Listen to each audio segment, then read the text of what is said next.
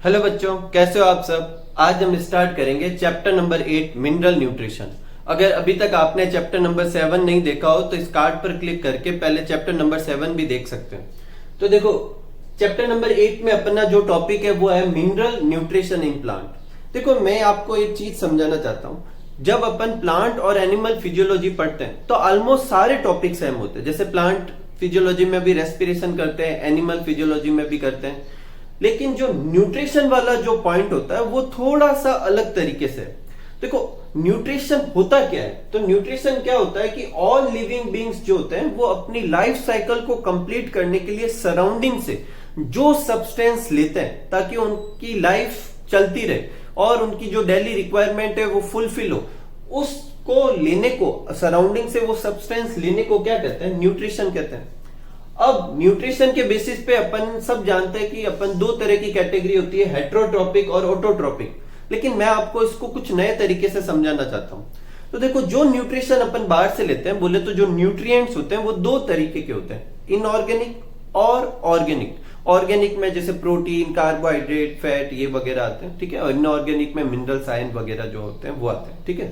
तो जो एनिमल्स और जो हेट्रोट्रोपिक जो ऑर्गेनिज्म होते हैं जिसमें एनिमल्स, फंगस और कुछ बैक्टीरिया वगैरह आते हैं, वो दोनों ही तरह के सब्सटेंस, बोले तो इनऑर्गेनिक और ऑर्गेनिक दोनों ही तरह के सब्सटेंस क्या करते हैं, सराउंडिंग से लेते हैं।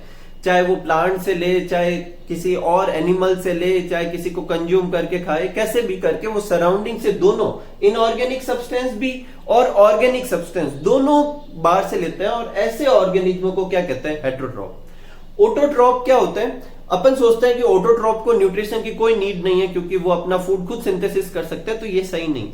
ऑटोट्रॉप्स वो कहलाते हैं जो ऑर्गेनिक सब्सटेंस तो खुद प्रिपेयर कर सकते हैं लेकिन उन्हें इनऑर्गेनिक सब्सटेंस सराउंडिंग से लेने पड़ते हैं। तो जो ऑटोट्रॉप्स होते हैं वो इनऑर्गेनिक सब्सटेंस क्या करते हैं, सराउंडिंग से क्या करते हैं, ऑब्टेन करते हैं। और इनके अंदर क्लोरोफिल प्रेजेंट होता है जो कि इनके अंदर नहीं होता। और इस क्लोरोफिल और सनलाइट को यूज करके ये इनऑर्गेनिक सब्सटेंस को किस में कन्वर्ट करते हैं, ऑर्गेनिक सब्सटेंस में कन्वर्ट कर देते हैं, जिसको अपन क्या कहते हैं, फोटोसिंथेसिस।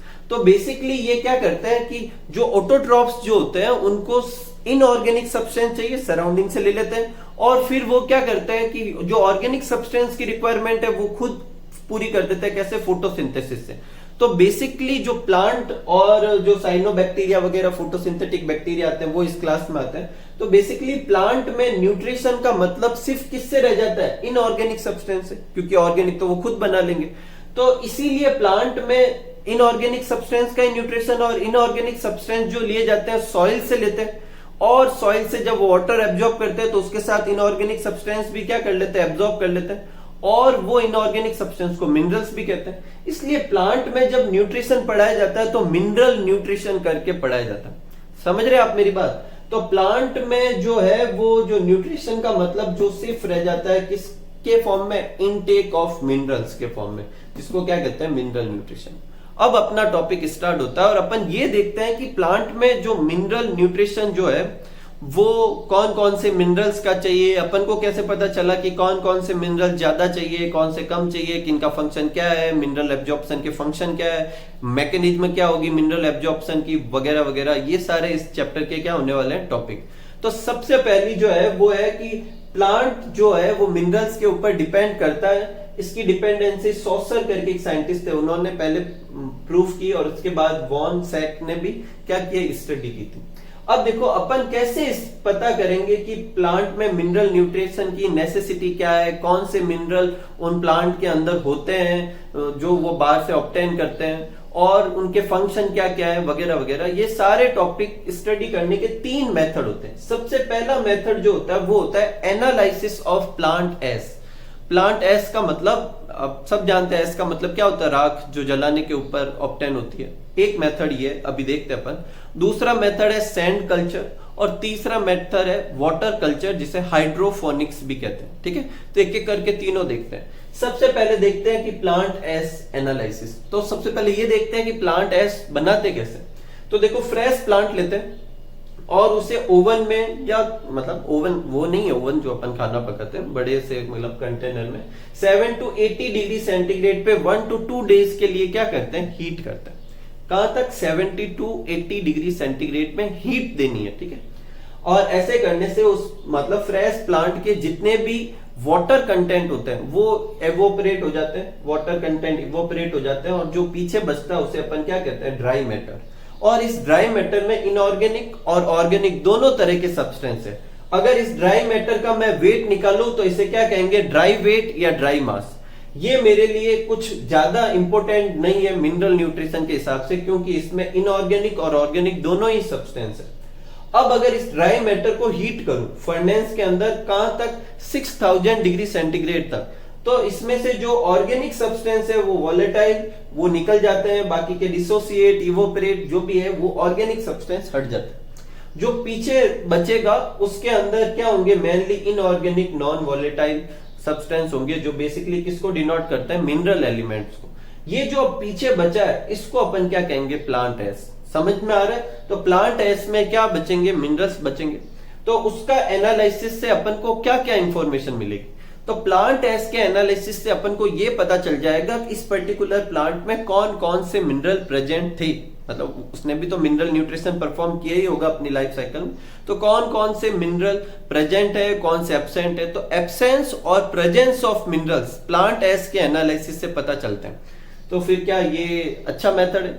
एक प्रॉब्लम है, जब प्लांट एस बना देते हैं तो प्लांट तो रहा ही नहीं, तो अपन ये नहीं बता सकते कि उस पर्टिकुलर मिनरल का यूज क्या है, यूटिलिटी क्या है, और उसकी नेसेसिटी कितने लेवल की है वो अपन नहीं बता सकते। इससे अपन क्या बता सकते हैं कि कौन कौन से मिनरल प्रेजेंट है या एब्सेंस है और कितनी अमाउंट में, ठीक है। तो वो सब अपन क्या इस वाले एनालिसिस से क्या कर सकते हैं, बता सकते हैं। तो ये नोट कर लीजिए, फिर अपन अगला मेथड करते हैं, ठीक है।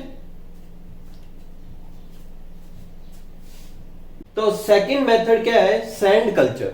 देखो सैंड कल्चर में क्या करेंगे, प्लांट को जो ग्रो करवाएंगे उसके लिए एक सैंड लेंगे और वाटर सॉल्यूशन लेंगे जिसमें न्यूट्रिएंट सारे डिसॉल्व होंगे। सैंड जो होती है, सैंड और सॉइल में फर्क होता है, आपको समझना चाहिए। सॉइल जो जनरली प्लांट की ग्रोथ के लिए यूज करते हैं उसे सॉइल कहते हैं। सैंड प्लांट के ग्रोथ के लिए यूज नहीं कर सकते। सैंड के पार्टिकल्स बड़े भी होते हैं, उनमें मिनरल्स की अमाउंट भी कम होती है, वाटर रिटेंशन कैपेसिटी वगैरह भी कम होती है। तो सैंड को क्या करेंगे, स्टरलाइज करेंगे, वॉश करेंगे और ड्राई करके इस सैंड को यूज करेंगे, और उसके साथ में ऊपर से क्या मिक्स करेंगे, वाटर मिक्स करेंगे जिसमें न्यूट्रिएंट्स वगैरह डिसॉल्व होंगे। इस तरीके से प्लांट को ग्रो कराना क्या कहलाएगा, सैंड कल्चर। इसमें से ये सैंड यूज करने का क्या मोटिव है, वो प्लांट को एंकर करके रखेगा, और जो सैंड के पार्टिकल के बीच में जो एयर होगी वो प्लांट के लिए यूज आ जाएगी, और जो ये न्यूट्रिएंट सॉल्यूशन है ये न्यूट्रिएंट प्रोवाइड कराएगा। सबसे पहले क्या करना है, सैंड जो होती है वो जनरली एल्केलाइन होती है, तो उसे वॉश करते हैं किससे, HCl से। HCl से वॉश करने के बाद उसमें से जो मिनरल्स वगैरह सब कुछ जो भी थोड़ा बहुत है कुछ वो भी चला जाएगा, एल्केलाइनिटी भी चली जाएगी।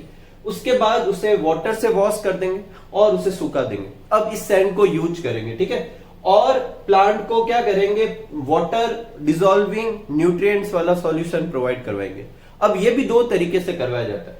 कुछ प्लांट को ऐसा वाटर प्रोवाइड करवाया जाता है जिसमें सारे न्यूट्रिएंट्स डिसॉल्व हो, उन्हें कहते हैं कंट्रोल प्लांट्स। और कुछ प्लांट ऐसे होते हैं जिनको ऐसा वाटर सॉल्यूशन प्रोवाइड करवाया जाता है जिसमें एक या दो मिनरल्स क्या होते हैं, होते ही नहीं है, और इस वाले प्लांट को कहते हैं डेफिशिएंसी प्लांट। इन दोनों, जैसे मान लो मैं किसी प्लांट को ये दो प्लांट लिए, एक को सारे न्यूट्रिएंट्स अवेलेबल करवा रहा हूं, एक वाले प्लांट को सल्फर नहीं डाल रहा और बाकी न्यूट्रिएंट्स अवेलेबल करवा रहा हूं। फिर दोनों के जो मतलब सिम्टम्स होंगे उनको अपन कंपेयर करेंगे, जो भी ग्रोथ वगैरह जो भी होगी उसे कंपेयर करके पता चलेगा कि जो जो सिम्टम्स आ रहे हैं वो किसकी वजह से आ रहे हैं, सल्फर की डेफिशिएंसी की वजह से आ रहे हैं। तो वो सारे फंक्शन किसके हो गए, सल्फर के हो गए। समझ में आ रहा है?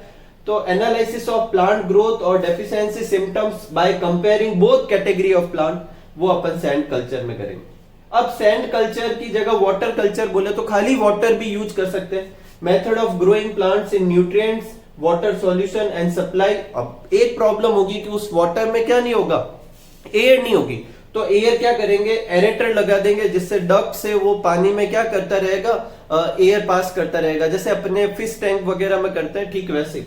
और इसको क्या कहेंगे, वाटर कल्चर। इसके लिए जो सॉल्यूशन यूज करते हैं वो सैक, नॉप और हॉगलैंड का न्यूट्रिशन सॉल्यूशन यूज करते हैं। इसको हाइड्रोपोनिक्स भी कहते हैं। देखो हाइड्रोपोनिक्स जो वर्ड है वो दो वर्ड से मिलकर बना है। हाइड्रो मतलब वाटर और पॉनिक्स का मतलब होता है लेबर, मतलब वर्किंग वाटर और वर्किंग विथ वाटर, मतलब वाटर ही सारा वर्क कर रहा है, मतलब वो ही न्यूट्रिएंट्स वगैरह सब कुछ प्रोवाइड करवा रहा है, ठीक है। एक टर्म होती है सॉइल लेस कल्चर, मतलब इन मेथड में अपन सॉइल यूज नहीं कर रहे, तो वाटर कल्चर, सैंड कल्चर, वर्मीक्यूलोफोनिक्स, ये सारे किस में आते हैं, सैंड सॉइल लेस कल्चर में आते हैं। दो अपन कर चुके हैं, इन दोनों में सॉइल यूज नहीं की थी। एक और मेथड होता है वर्मीक्यूलोपोनिक्स। इससे पहले ये देखते हैं वर्मीक्यूलाइट क्या होते हैं। तो देखो वर्मीक्यूलाइट बेसिकली आर्टिफिशियल सैंड को कहते हैं, और ये क्या होता है, हाइड्रस फाइलोसिलिकेट मिनरल्स होता है। इसको पहले गर्म करेंगे, गर्म करने पर ये एक्सपांड हो जाएगा, और अब इस चीज को ठंडा करके अपन क्या यूज कर सकते हैं, आर्टिफिशियल सैंड की तरह यूज कर सकते हैं। किसके अंदर, सैंड कल्चर के अंदर। फायदा क्या क्या होगा इसको यूज करने का, पहले तो ये केमिकली इनर्ट होता है, दूसरा इसमें वाटर और न्यूट्रिएंट ज्यादा आसानी से अच्छी तरह से क्या रहते हैं, रिटर्न रहते हैं, क्योंकि सैंड जो होता है उसकी वाटर रिटेंशन कैपेसिटी कुछ ज्यादा अच्छी नहीं होती, ठीक है। और ये ऑक्सीजन भी सप्लाई करेगा, मतलब इसके पार्टिकल के बीच में गैप भी होता है तो ऑक्सीजन भी सप्लाई करेगा, और स्टेराइल मटेरियल होने की वजह से इंसेक्ट वगैरह भी ग्रो नहीं करते। इस वजह से वर्मीक्यूलाइट को ज्यादा यूज किया जाता है, किसके अंदर, सैंड कल्चर में। सैंड की बजाय वर्मीक्यूलाइट यूज किया जाता है, और growing plant in vermiculite plus nutrition solution वो क्या कहलाएगा, वर्मीक्यूलोपोनिक्स, ठीक है। तो आप ये नोट कर लीजिए, ये अपने 3 मेथड थे जिससे अपन ये स्टडी कर सकते थे मिनरल न्यूट्रिशन के बारे में। फर्स्ट मेथड से अपन प्रेजेंस और एब्सेंस के बारे में बता सकते हैं, और इन दोनों मेथड से किस न्यूट्रिशन का क्या फंक्शन है और क्या नेसेसिटी है वो अपन बता सकते हैं, ठीक है। एसेंशियल मिनरल एलिमेंट्स, तो देखो प्लांट में करीब 60 मिनरल प्रेजेंट होते हैं, उनमें से सिर्फ 17 ही एसेंशियल होते हैं, किसके लिए, प्लांट के लिए। तो अगर नंबर ऑफ एसेंशियल मिनरल्स पूछे तो कितने होंगे, 17। अब क्वेश्चन ये उठता है कि क्या क्राइटेरिया है जिसके बेसिस पर अपन ने 60 में से सिर्फ 17 को ही एसेंशियल बोला। तो ये 4 कंडीशन फुलफिल होनी चाहिए। सबसे पहला है कि उसकी एब्सोल्यूट नेसेसिटी होनी चाहिए, और किसके लिए, ग्रोथ और रिप्रोडक्शन के लिए। इसका मतलब अगर इनकी डेफिशिएंसी हो तो प्लांट अपनी लाइफ साइकिल कंप्लीट नहीं कर सके, वो मर जाए, ठीक है। सेकंड है requirement must be specific and can't replace by another element, मतलब उनकी रिक्वायरमेंट इतनी स्पेसिफिक होनी चाहिए कि जो फंक्शन वो परफॉर्म करते हैं वो किसी और मिनरल से फंक्शन परफॉर्म नहीं होना चाहिए, नहीं तो फिर वो एसेंशियल कैसे रहेंगे, वो दूसरा वाला उसका काम कर ही सकता है। तीसरा है कि डेफिशिएंसी, उनकी डेफिशिएंसी की वजह से एक स्पेसिफिक सिम्टम्स भी दिखना चाहिए प्लांट में। और चौथा है कि डायरेक्टली इन्वॉल्व होने चाहिए प्लांट मेटाबॉलिज्म में, ठीक है। अब आगे अपन को बहुत सारे मिनरल्स की अलग अलग कैटेगरी है, उनको लर्न करना है। मैं आपकी बहुत सारी ट्रिक से हेल्प करूंगा, अच्छे से फोकस कीजिए। देखो 17 ये मिनरल्स है, इनको 2 कैटेगरी में डिवाइड कर सकते हैं, मैक्रो और माइक्रो। मैक्रो को प्राइम न्यूट्रिएंट्स एलिमेंट और माइक्रो को माइनर और ट्रेस एलिमेंट्स भी कहते हैं। मिनरल जिनकी रिक्वायरमेंट कितनी होनी चाहिए, 1 to 10 मिलीग्राम पर ग्राम ऑफ ड्राई मैटर हो, या जिनकी रिक्वायरमेंट ज्यादा हो इन शॉर्ट, और जिनकी रिक्वायरमेंट कम हो, कितनी कम होनी चाहिए, 0.1 मिलीग्राम पर ग्राम ऑफ ड्राई मैटर से भी कम होनी चाहिए, तो वो माइक्रो कहलाएंगे। और ये मैक्रो, कहने का मतलब इनकी रिक्वायरमेंट ज्यादा है, इनकी रिक्वायरमेंट कम है, ये डेटा याद रख लेना। इनका कितना है, 1 to 10 मिलीग्राम पर ग्राम ऑफ ड्राई मैटर, और इसका लेस देन 0.1 मिलीग्राम पर ड्राई मैटर। अब देखो इनके जो वो है 17 में से 9 तो है मैक्रो और 8 जो है वो माइक्रो। अब ये याद कैसे रखें, तो देखो 9 याद रखने का तरीका है सल्लू की 54 कार स्कूटर। क्या याद रखेंगे, सल्लू की 54 कार स्कूटर, सल्लू का एस, की का के, 54 का CHOPN, कार का CA और स्कूटर का S। तो ये 9 एलिमेंट याद हो जाएंगे आराम से। और फिर माइक्रो न्यूट्रिएंट्स याद करने का क्या तरीका है, निरमा, बिटिया, कॉल्ड, मदर, मंजन क्यों फेंका। तो देखो निरमा का NI, बिटिया का B, कॉल्ड का Cl और मदर का MO, मंजन MN और ZN और Q का Cu और फेंका का Fe। तो ये जो है ये अपने टोटल 9 + 8 कितने हो गए, 17 एसेंशियल एलिमेंट हो गए। आराम से याद हो सकते हैं इन दोनों से, ठीक है। आगे चलते, देखो इनमें से, इन दोनों में से Fe और B की जो रिक्वायरमेंट होती है वो माइक्रो से कुछ ज्यादा और मैक्रो से कम होती है, इसलिए इन 2 एलिमेंट को इंटरमीडिएट एलिमेंट भी कहते हैं। अगर पूछे इंटरमीडिएट एलिमेंट कौन से, तो Fe और B, कोई प्रॉब्लम नहीं।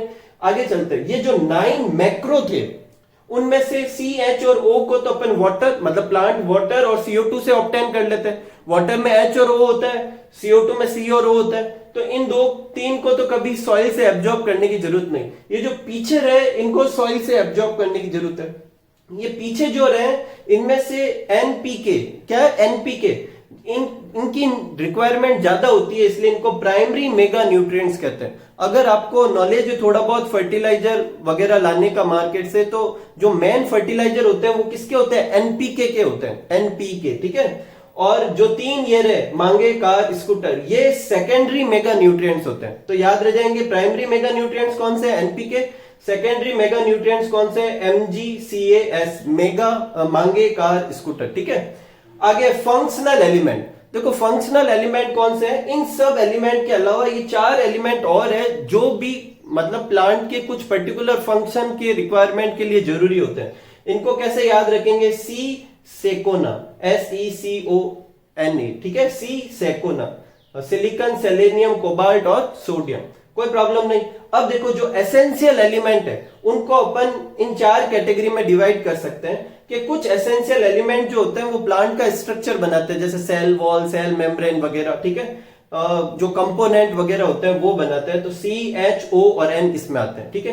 कुछ एलिमेंट जो होते हैं वो एनर्जी से रिलेटेड होते हैं, जैसे फास्फोरस ATP बनाने के लिए चाहिए, एनर्जी रिलेटेड जो मॉलिक्यूल्स होते हैं। और मैग्नीशियम जो है वो क्लोरोफिल बनाने के लिए चाहिए। और कुछ मेजोरिटी ऑफ इनमें से जो होते हैं वो एंजाइम एक्टिवेटर होते हैं। एंजाइम वाले चैप्टर में अपन ने देखा है कि एंजाइम एक्टिवेटर क्या होते हैं। तो Mn, Mg, Zn और Mo ये क्या कहलाते हैं, मतलब इसके अलावा भी बहुत सारे एटसेट्रा लिखा हुआ है इन्हीं 17 में से, जो किसकी तरह बिहेव कर सकते हैं, एंजाइम एक्टिवेटर की तरह। और ऑस्मोटिक बैलेंस बनाने के लिए जैसे पोटेशियम, क्लोरीन और भी है, ठीक है। तो ये 4 कैटेगरी में डिवाइड कर सकते हैं कि एसेंशियल एलिमेंट स्ट्रक्चरल एलिमेंट हो सकते हैं, एनर्जी रिलेटेड मॉलिक्यूल बनाने वाले एलिमेंट हो सकते हैं, और एंजाइम एक्टिवेटर हो सकते हैं, और ऑस्मोटिक बैलेंस बनाने के लिए हो सकते हैं, ठीक है। तो इस तरीके से अपन इस मिनरल न्यूट्रिशन का पार्ट 1 एंड करते हैं। होप आप सबको ये बहुत अच्छे से समझ में आया होगा। तो आप इसको अच्छे से नोट डाउन कीजिए, अच्छे से पढ़िए, अच्छे से समझिए, खूब खुश रहिए, खूब मस्त रहिए, खूब सारा हार्डवर्क कीजिए। Thank you for watching.